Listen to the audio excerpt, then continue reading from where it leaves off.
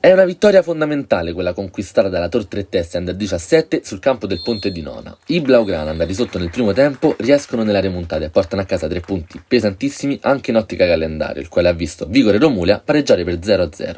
Far esplodere di gioia i ragazzi di Greco è il gol nel finale di Capogna, giornata amara invece per i padroni di casa che forse avrebbero meritato qualcosa in più. A suonare il primo squillo sono gli ospiti, con Capogna che al quinto protegge palla e imbuca bene per Egidi, impreciso il numero 10 che spara alto.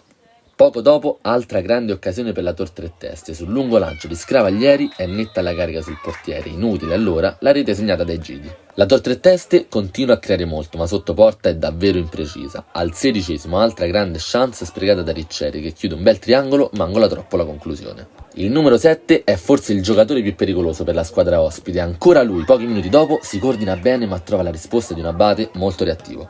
Mette allora la testa fuori il Ponte di Nona che alla prima vera occasione punisce subito a segnare dalla lunga distanza il capitano Duffizzi, splendida la conclusione che centra l'angolino e batte il portiere. Dopo un inizio dominato dalla Tor Tre Teste è invece la squadra di casa a mettere la freccia e a passare in vantaggio. A chiudere un primo tempo stregato per la Tor Tre Teste è la punizione di Scravaglieri, mentre sulla ribattuta e spaccata ci prova Capogna, chiude la porta a Abate con 2 interventi spettacolari, sbaglia anche a Duocchio nell'ultimo tentativo.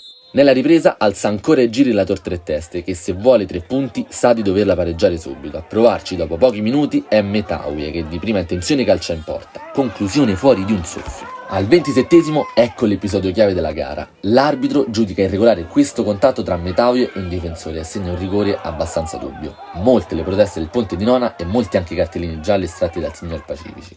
Sul dischetto va proprio lui, Scravaglieri, che angola bene e batte il portiere. Si dispera Abate che sfera con le dita ma non evita il pareggio. Esulta la Tor Tre Teste che ora può puntare alla vittoria.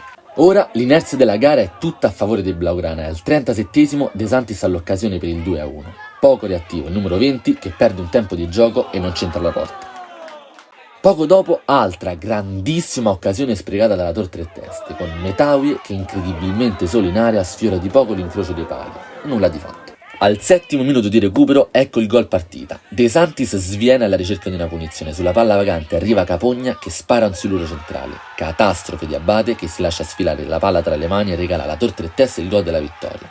Un errore davvero pesante che macchia la partita molto bella del numero 1 e che di fatto consegna al team di Greco i 3 punti. Incontenibile Capogna che sa di aver appena vinto la partita.